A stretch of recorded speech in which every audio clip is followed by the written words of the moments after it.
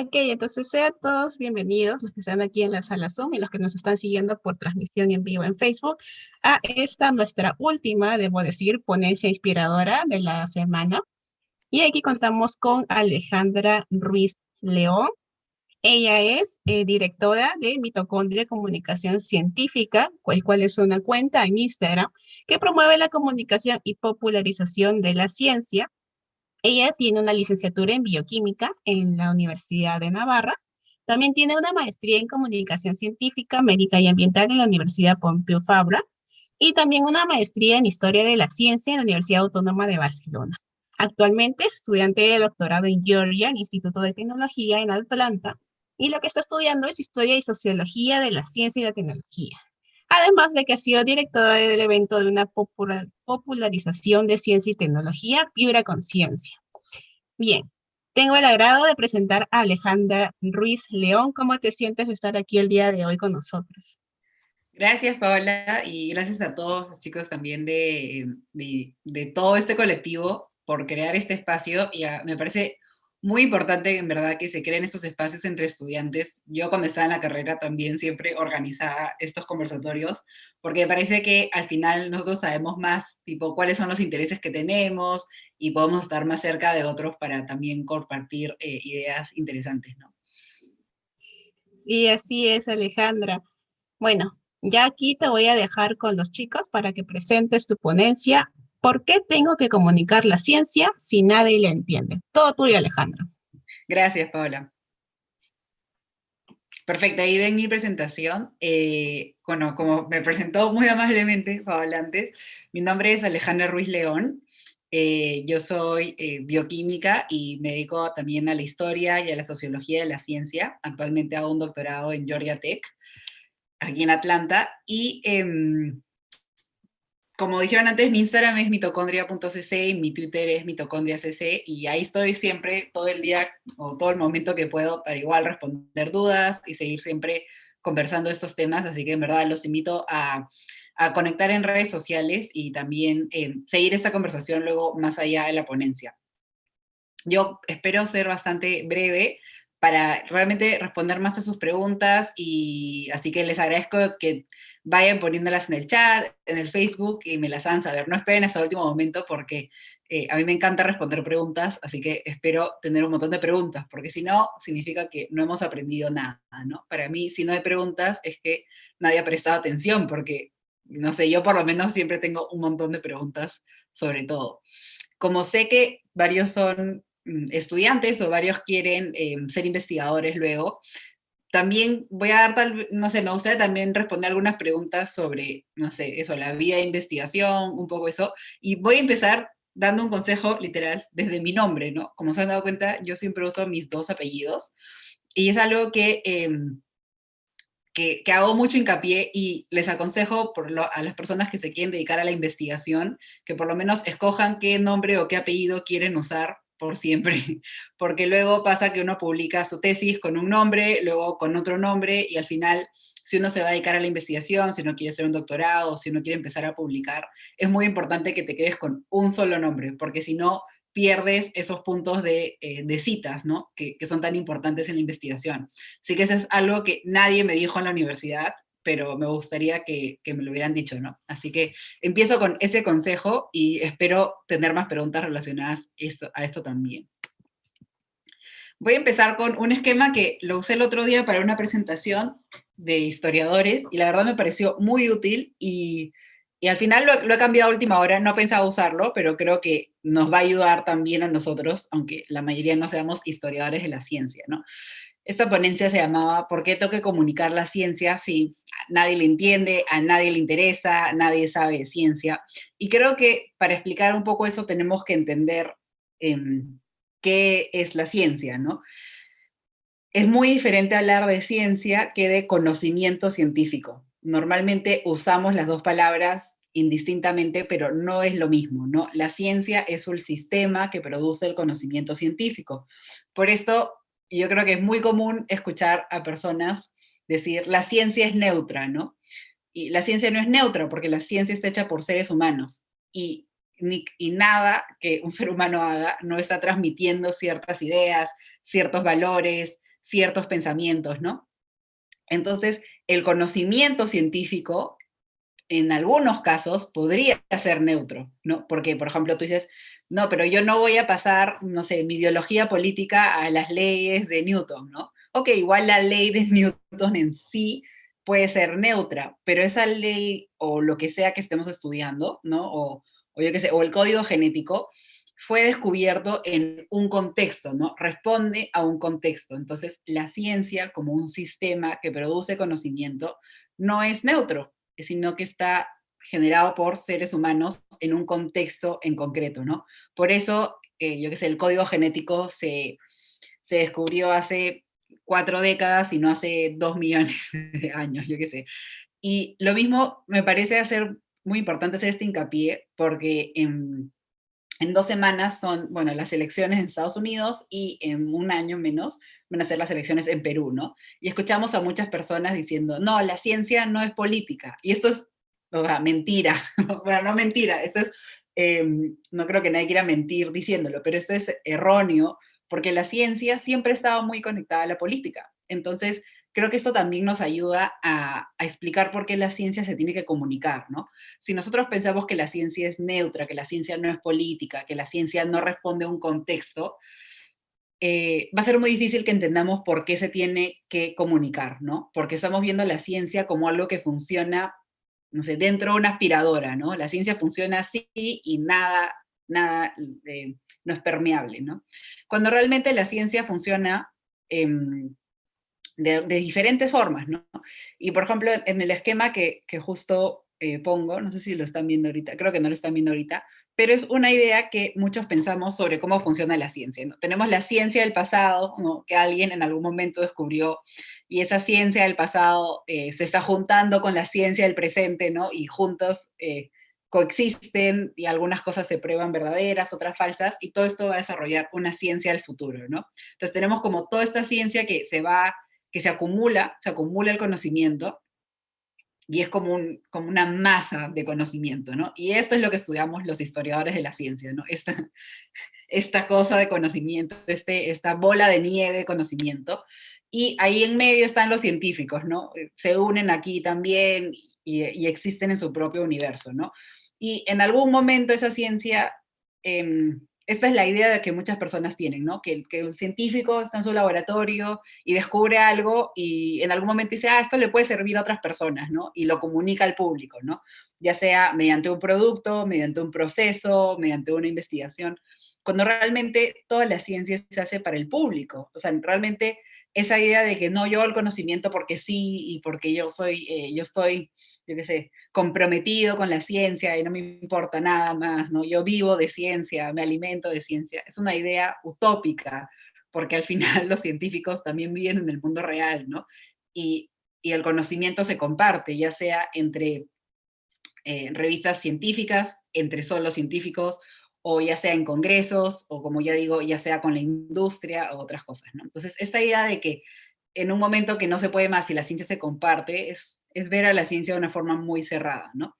Y si ven, bueno, no sé muy bien, pero hay como unas flechas chiquitas, porque realmente la ciencia siempre se ha estado compartiendo con el público, ¿no? Entonces, esta idea de que solo la flecha va hacia una dirección no es cierta, porque muchas veces el público, los problemas que tiene el público son los que influyen en la ciencia, ¿no? Y como digo, al final las personas que hacen la ciencia son personas que viven en una comunidad. Entonces, no va a ser igual la ciencia que haga una persona que es de Perú y investiga en Perú con una persona que es de Estados Unidos y luego las dos trabajan juntos, ¿no? O sea, las dos personas tienen una visión del mundo diferente y aunque estén estudiando objetos abstractos, como pueden ser las leyes de la física o una proteína, el modelo de llevar esa investigación es muy diferente porque son personas de contextos muy diferentes.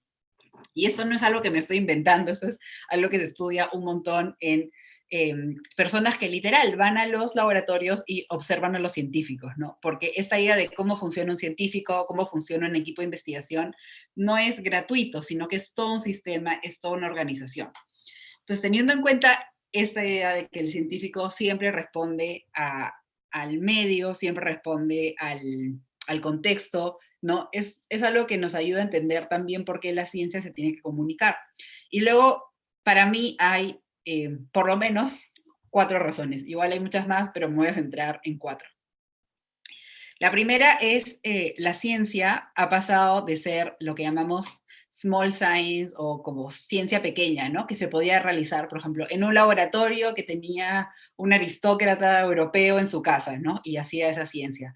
O Darwin viajando por el mundo en el Beagle, ¿no? Es una persona que hizo unas investigaciones, que obviamente había una red de colaboración, pero pequeña, ¿no? Hemos pasado, y esto es desde la Segunda Guerra Mundial, a lo que conocemos como Big Science, que es la ciencia a gran escala, ¿no? Un proyecto científico actualmente requiere de montos astronómicos de dinero, ¿no? No son $20,000, no son $50,000. Los laboratorios que vemos que están haciendo lo que se llama breakthroughs científicos, es decir, los que están como disrumpiendo la ciencia, son laboratorios que tienen un presupuesto de $2 millones, de $50 millones, ¿no? O sea, son grandes presupuestos, son grandes equipos de trabajo, 100, 200 en todos los países, ¿no? Entonces, la ciencia ha alcanzado un tamaño que es muy grande, ¿no? Que ya no es solo una persona que le gusta hacer ciencia, sino que necesita de universidades, de gobierno, de ONGs, etc.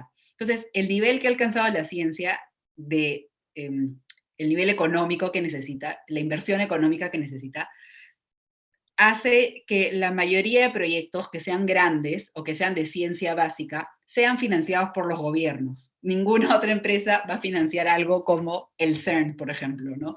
O el último premio Nobel de los agujeros negros, ¿no? Todos esos experimentos que son muy, muy grandes vienen financiados por el gobierno. Y experimentos más chiquitos también, ¿no? En Perú vemos que muchas de las convocatorias las da el Concitec, las da Innovate Perú, y ese dinero, así sea muy chiquito como en Perú, que no llega a los millones, obviamente, es dinero de todos nosotros, porque ese dinero viene de los impuestos que pagamos todos nosotros. Entonces, es decir, el público en general, ¿no? Cuando tú pides tu boleta en la cevichería, cuando tú pides tu boleta en la farmacia, en la botica, ese impuesto, ese IGB, está yendo a ese monto colectivo que financia la ciencia. Entonces, en todos los países, la ciencia tiene gran aporte público. Entonces, si yo, no sé ustedes, pero por ejemplo, yo cuando compro una tómbola o una rifa, quiero saber si me gané la rifa o no, ¿no? O sea, la mayoría de veces no te lo ganas, pero por ahí hay la oportunidad que te la ganes, ¿no? O imagínense que tú compras la tinca y luego nunca te dicen si ganaste o no. Que no tiene mucho sentido, ¿no? Entonces lo mismo pasa con la ciencia, ¿no? Usamos los fondos de todos y luego no les decimos nada.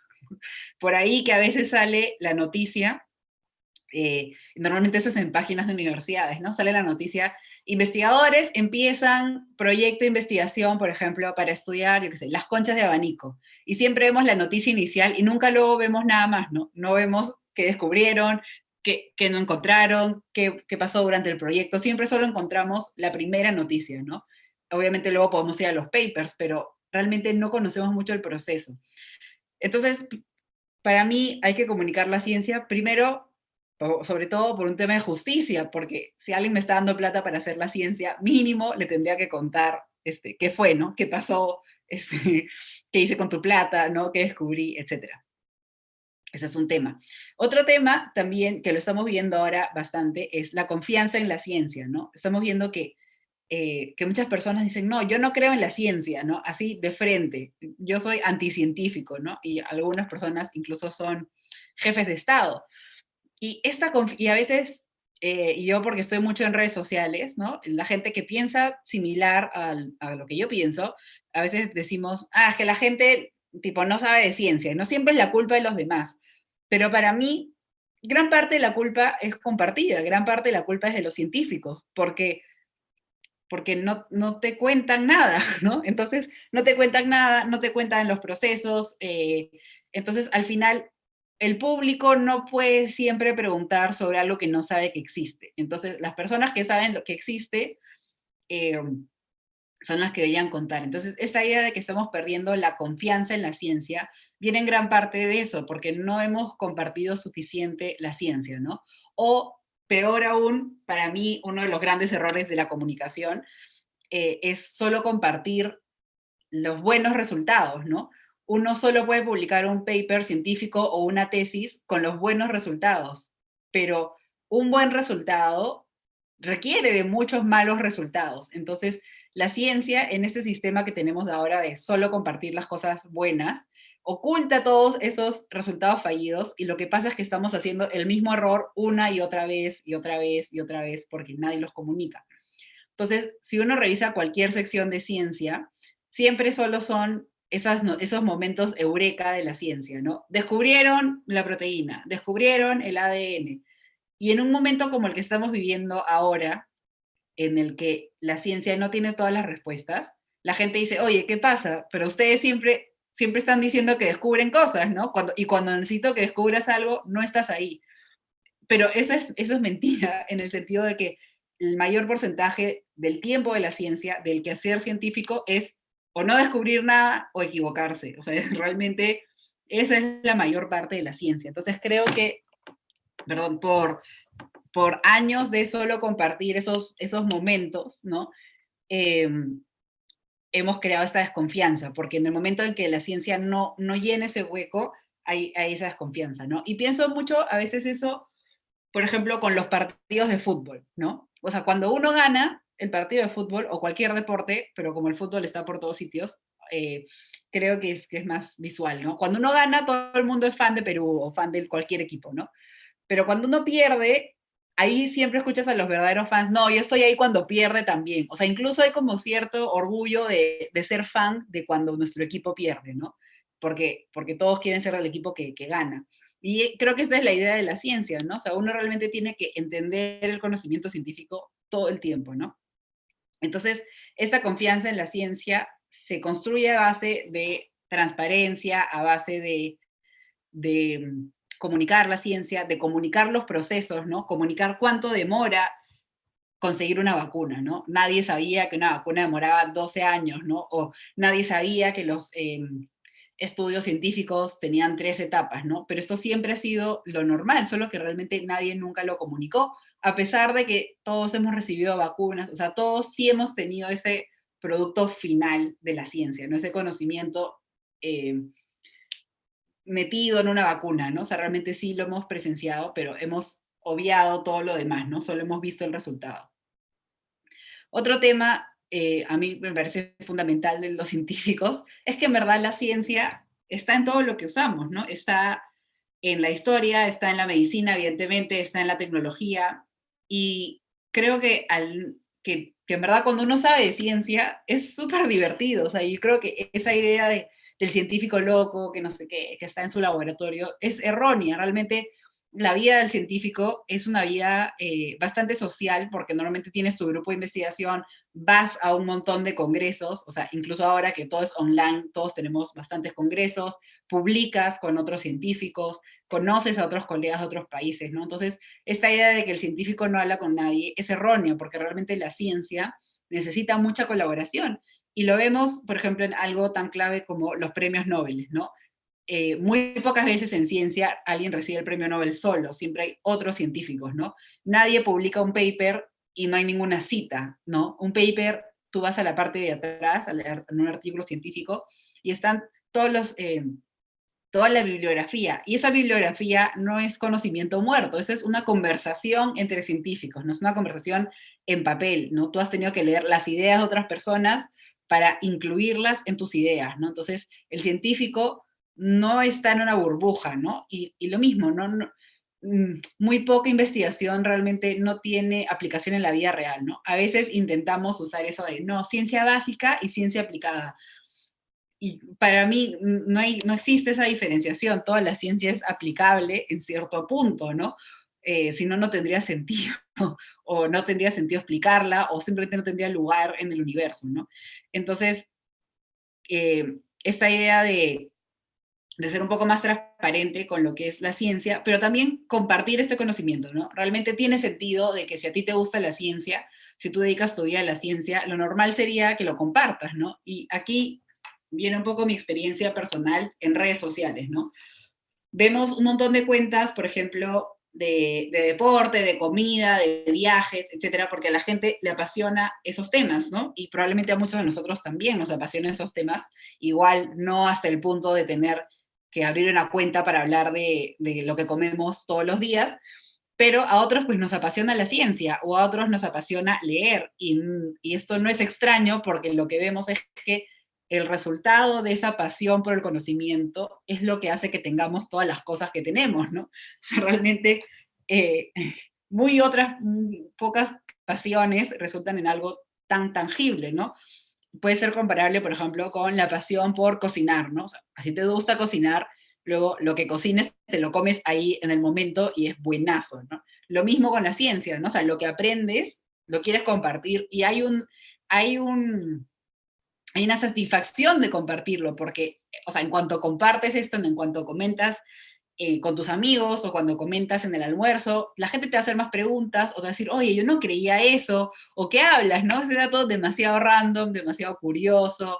Es la ciencia para mí es como una gran conversación, ¿no? O sea, cuando uno lee algo está conversando con la persona que escribió eso, cuando yo pienso en las cosas que quiero compartir en redes sociales, pienso en temas que luego se puedan compartir a la hora de comer, a la hora de andar. O sea, yo en verdad sí pienso mucho en esos temas. Para mí las redes sociales es un punto de conversación, ¿no? No es yo leí esto y te lo suelto, ¿no? Y allá tú, ¿cómo lo ves, no? Para mí es muy importante, por eso las preguntas, para mí es muy importante compartir algunas opiniones, es muy importante que me manden más información, como que, Ale, no, yo leí todo lo contrario, o alucina que hay un caso similar y me mandan otro paper que yo no tenía ni idea. Para mí es eso, ¿no? Y obviamente también es un punto de relajo para mi familia y amigos porque ya no tienen que aguantar todas esas conversaciones, porque normalmente yo llegaba a mi casa y les comentaba 2 horas de todo lo que había leído y creo que mi mamá ya tiene un máster en historia de la ciencia, en comunicación, solo por ósmosis, ¿no?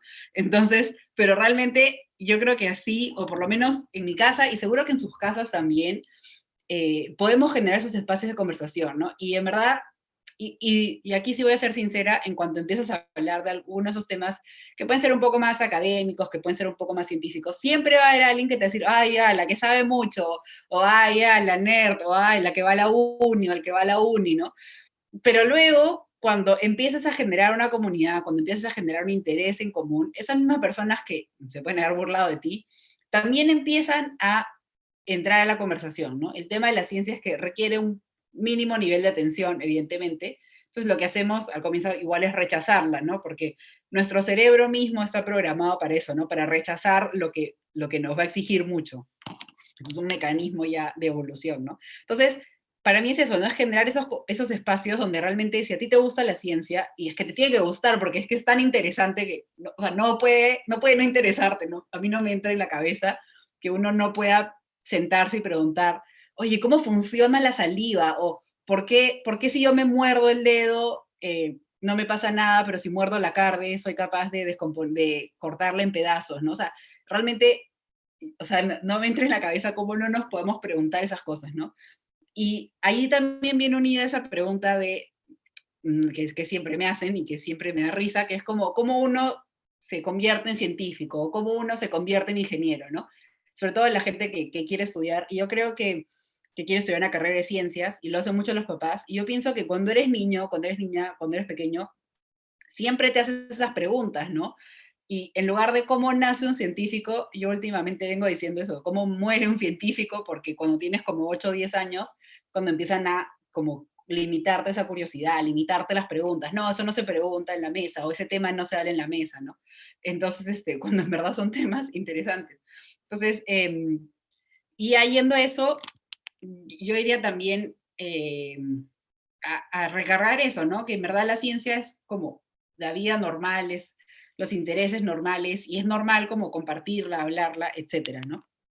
Entonces, recapitulando un poco es eso, ¿no? Primero, por un tema de justicia, porque la ciencia recibe los fondos públicos y uno tendría que dar cuentas. Segundo, es un tema definitivamente de confianza de la ciencia, ¿no? O sea, generar más confianza en el público, saber lo que hace un científico. Otro tema es porque la ciencia es súper divertida de compartir.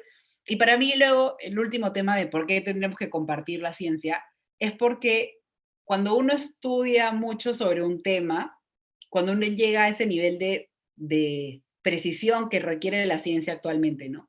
O sea, si uno lee antes o lee algún diario de alguien, no sé, inicios de siglo XIX, siglo XVIII, esa persona era todo, ¿no? Era biólogo, era botánico, era médico, era ingeniero, era todo, ¿no? Y ahora la cantidad de conocimiento científico no permite, pues, que alguien sepa todo, ¿no? A la justa sabes de una proteína, ni siquiera sabes de la otra proteína, ¿no? Si haces un PhD, sabes de una cosa muy concreta, ¿no? Entonces, cuando uno estudia o invierte tanto tiempo en una sola cosa, ¿no? Y pierde el foco de todo lo demás. Y a veces uno mismo no sabe ni siquiera dónde está parado, ¿no? Y esto nos pasa, por ejemplo, cuando escribimos algo, ¿no? Nosotros escribimos algo, puede ser, por ejemplo, la tesis o un ensayo corto, ¿no? Y lo leemos 1000 veces y no vemos el error, ¿no? Y basta que pase un día, 2 días, o que lo lea otra persona y, oye, te pusiste a ver sin H, ¿no? ¿Qué sé? O pusiste, o no tildaste tu nombre. A mí el otro día, por ejemplo, salió mi nombre mal escrito y yo ni siquiera me di cuenta, porque tu cerebro simplemente llena esa información, ¿no? Entonces lo mismo pasa cuando uno investiga algo muy concreto, ¿no? O sea, realmente no podemos decir que compartir la ciencia no nos abre a nosotros mismos esas ideas, ¿no? Estar en contacto con la sociedad nos da un feedback también de la sociedad, ¿no? Y realmente hay muchos temas en los que el público puede dar su opinión y te puede decir, no, eso no funciona así, ¿no? Y sobre todo en Perú, que es un país tan diverso, donde lo que funciona en Piura no funciona en Cusco y lo que funciona en Cusco no funciona en Lima, es muy necesario que los científicos estén en contacto con las comunidades para las cuales quieren resolver el problema, ¿no? Y en ese sentido me parece que la ciencia se tiene que comunicar porque lo que buscas es democratizarlo, lo que buscas es abrir un espacio en el que tú puedas decirle a la sociedad cuál es tu opinión o tú qué harías diferente. Y es verdad que a veces para generar ese espacio tienes que compartir una información inicial, ¿no? O sea, inicialmente probablemente vas a tener que explicar algunos temas, ¿no? Pero como ha pasado con el coronavirus, ¿no? Antes esta información del coronavirus estaba en esta parte, ¿no? O sea, antes que supiéramos del SARS-CoV-2, habían científicos en alguna parte del mundo que estudiaban ese virus, ¿no? Y ahora ha pasado a ser parte de todo el público y todo el público tiene una opinión, ¿no? O sea, todo el público puede decir, no, mira, mejor que se guarden las vacunas y que, o sea, que todas las vacunas cumplan sus pasos, ¿no? Tal vez podemos hacer más cuarentena. O sea, realmente todos tenemos luego, mientras más sabemos, podemos tomar mejores decisiones hasta cierto punto, ¿no? Y eso es algo que a mí me parece que abrir esos espacios de conversación de ciencia, ya sea en redes sociales, ya sea en un museo, que es lo que a mí me gusta, ya sea en el Congreso, ¿no? Sabemos un Congreso en el Perú y en otros países totalmente anticientífico, ¿no? Y realmente son espacios que se podrían abrir para otros debates de ciencia, y debates alturados, ¿no? No debates de Twitter donde todo el mundo se insulta. Entonces, esa idea de democratizar la ciencia, al final ayuda a la ciencia, ¿no? Porque muy al inicio, he hablado de que la ciencia necesita al público general. Entonces, por ejemplo, imagínense que mañana cierran, no sé, quiero pensar algo fundamental en Perú, no sé, bueno, no sé, tal vez mañana cierran algún museo o mañana cierran algún, algún lugar que tiene cierto valor, por ejemplo, cultural para nosotros, ¿no? Probablemente vayan a haber protestas o las personas se van a quejar en redes sociales, ¿no? Pero mañana cierran un laboratorio, mañana cierran un centro de investigación y nadie se va a quejar, ¿no? O sea, nadie se va a quejar porque por más que sean institutos que son fundamentales para nuestra existencia, la gente no conoce la importancia en su día a día, ¿no? Entonces, a mí me parece importante. O sea, mañana cierran la uni y obviamente las personas se van a quejar porque aunque no sepan qué se hace en la uni, asumen que es importante, ¿no? Entonces, si bien los científicos de la uni han generado ese valor en la sociedad, podemos ir al siguiente nivel de que la gente diga, oye, ¿por qué no van a cerrar la uni? Esto es una suposición.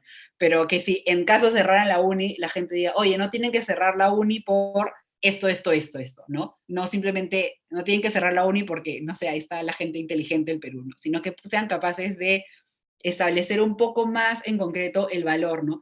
Y ahí, como todos somos estudiantes, ahí también tenemos un valor nosotros, ¿no? Ahora que estamos en nuestra casa, yo aquí vivo sola, pero pienso, si hubiera estado en la cuarentena en mi casa, no hubiera hecho muchas cosas, porque probablemente hubiera ido a buscar el timbre, a ir a comprar el pan, que suena el teléfono, que suena el timbre, tu mamá te dice, oye, todo el día estás leyendo, ¿no? O sea, no estás haciendo nada, ¿no? Y realmente a veces en nuestras propias casas, como no saben lo que hacemos en temas académicos, es más difícil que respeten ese espacio que necesitamos, ¿no? Así como la ciencia necesita un espacio, necesita financiamiento, ¿no? Nosotros también, o sea, un científico de formación también necesita ese espacio, ¿no? Entonces, no es igual estudiar 2 horas seguidas en las que los primeros 15 minutos estás dando vueltas, pero luego la hora y media estás metido en tu tema, a que 10 minutos y luego voy al agua y luego mi mamá me manda al mercado y luego mi hermanito, no sé qué. Entonces, mientras nosotros podemos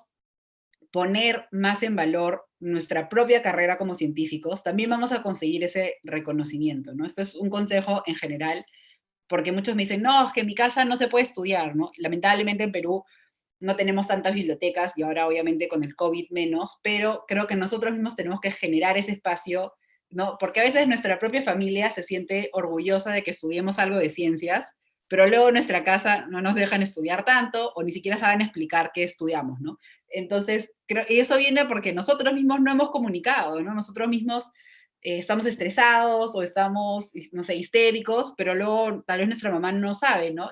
Y por ejemplo, ahora llega un punto en que mi mamá sabe quiénes son mis profesores, sabe qué cursos llevo, ¿no?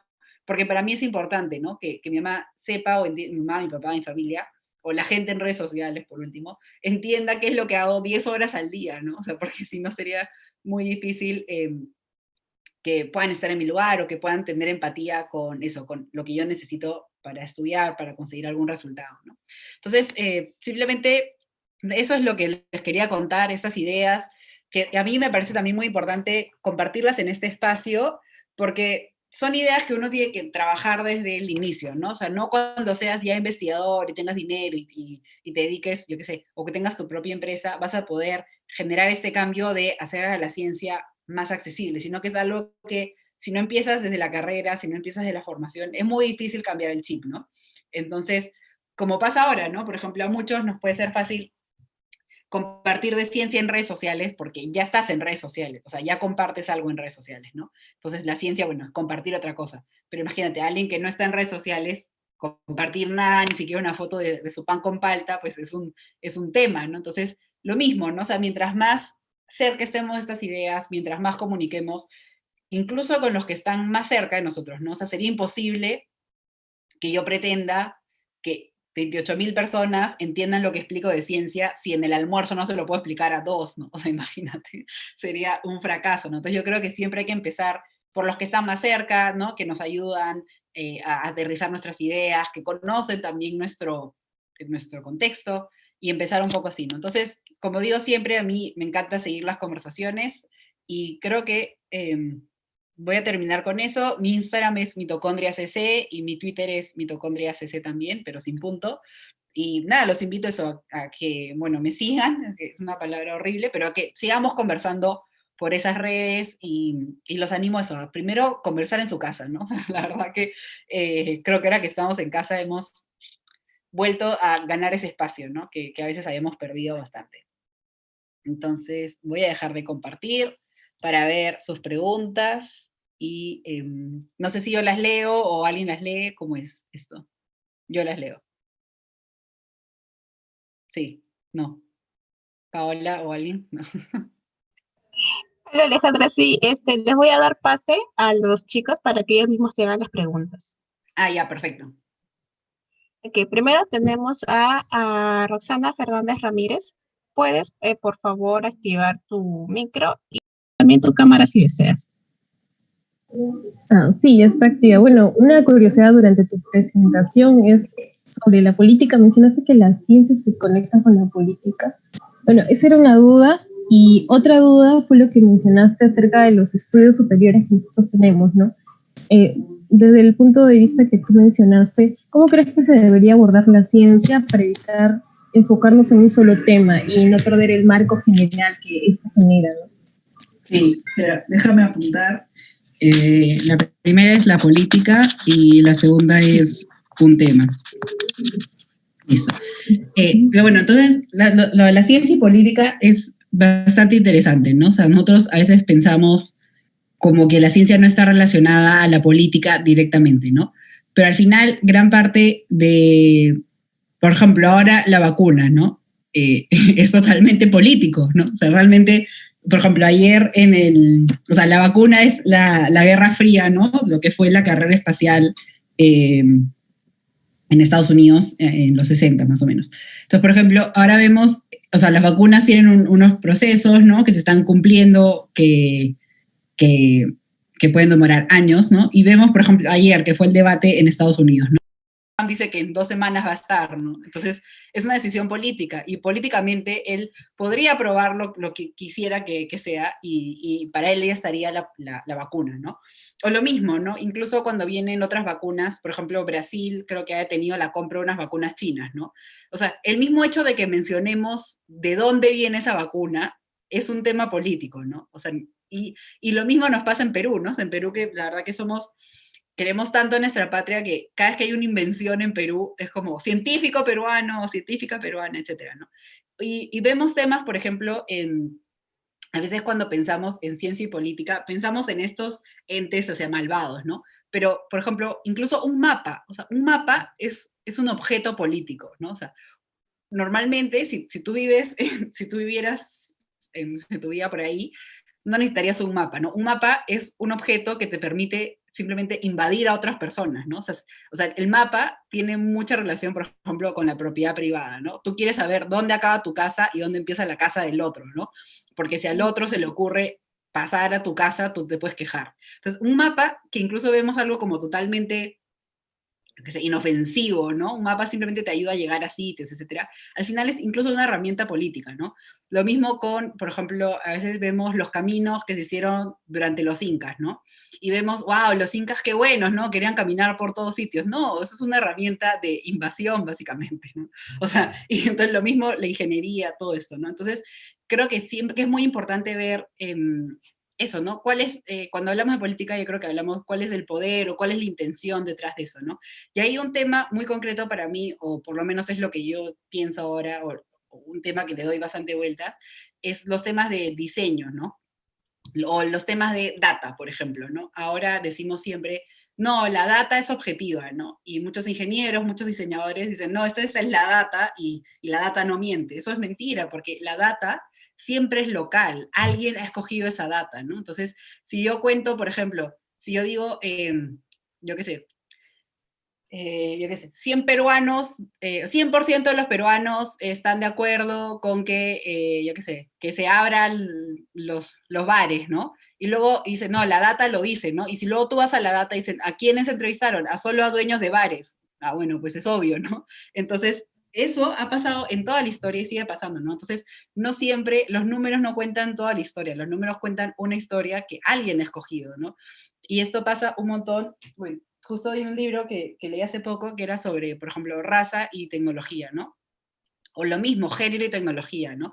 Vemos muchas, o sea, muchas ideas que dicen, no, la ciencia lo descubrió, ¿no? Pero realmente eran ideas, ideologías, temas políticos que influyeron en ese conocimiento, ¿no? Entonces creo que es muy importante pensar eso, ¿no? ¿Quiénes son los actores y a qué responden, ¿no? Ahora, por ejemplo, vemos, o cuando estudiamos, no sé, el hombre llegó a la luna, ¿no? Y yo lo escucho mucho, ¿no? En otros, en clases, ¿no? Sí, porque era importante el conocimiento, o sea, el conocimiento era de lo menos importante ahí, lo importante era demostrar a Rusia que Estados Unidos, si podía llegar a la luna, a Rusia llegaba, pero en 3 segundos, ¿no? Entonces, si tú no sabes historia de la ciencia, dices, ah, sí, yo qué sé, querían el conocimiento, o sea, sí, evidentemente había unos científicos ahí que les interesaba el conocimiento y nos ha servido y ha sido importante, etcétera, etcétera, etcétera. Exacto, pero esos intereses coexisten con un interés político que era mandar un mensaje claro, ¿no? En este caso, en la Guerra Fría, ¿no? Entonces creo que ese es un ejemplo que explica muy bien cómo la ciencia es política, ¿no? Lo mismo con los mapas, lo mismo con los caminos incas, ¿no?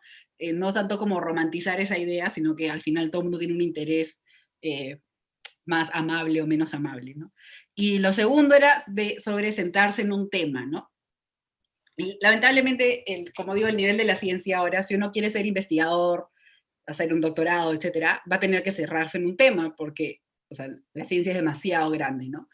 Pero eso no quiere decir que uno pueda tener diferentes intereses, ¿no? Y vemos algunos temas, o sea, a mí eso me parece muy interesante, este tipo de conversaciones o las cosas que hacemos en la universidad nos pueden influenciar a cualquier cosa que investiguemos, ¿no? Así vamos a estar en un solo tema, todo a lo que estamos expuestos nos puede influir. Y por ejemplo, esto escuché en un podcast, pero no sé, la verdad que tampoco lo revisé, espero que no sea fake news, pero era alguien que decía que yo no soy nada fan de Steve Jobs, o sea, no me gusta esa idea del genio, no me gusta esa idea, no son de, o Elon Musk, por ejemplo, son dos personajes que a mí me aborrecen, no sé por qué, pero decía que, por ejemplo, él haya tomado una clase de caligrafía en la universidad y que por eso inventó todas las tipografías que tenemos ahora en Mac, ¿no? O sea, indirectamente esa clase de latín creo que había sido, o de diseño, que no tenía nada que ver con lo que él hacía, ayudó a que luego pudiera diseñar estos objetos que son bellos en forma de diseño, ¿no?